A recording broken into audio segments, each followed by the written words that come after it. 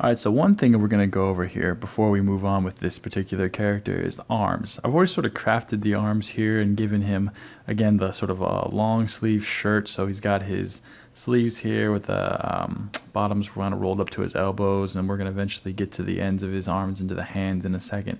But this isn't necessarily the only thing you could have done here. Going back to the experimental page, if you want to, there are obviously lots of different options, and we've sort of like let the upper body dictate, what it is we're going to do here. But let's say you wanted to give your character sort of a more muscular look.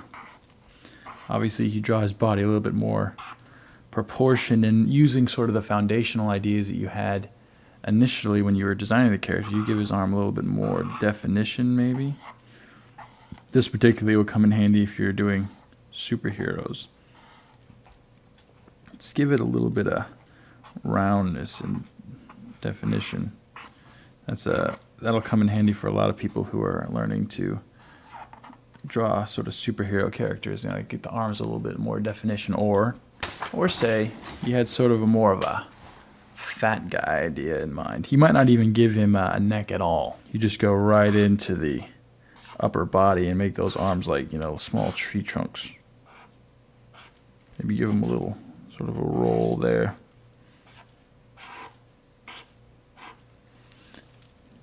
See? Maybe give him a bit of a gut.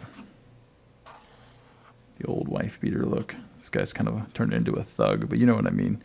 There are different options on arms, obviously, but we're sticking with our guy's look here, which will be, just your standard basic, straight arms. And honestly, arms you can get creative with, but you don't really need to go too crazy with them. They're actually one of the easiest parts on drawing the upper body of a character. So we'll move on from there.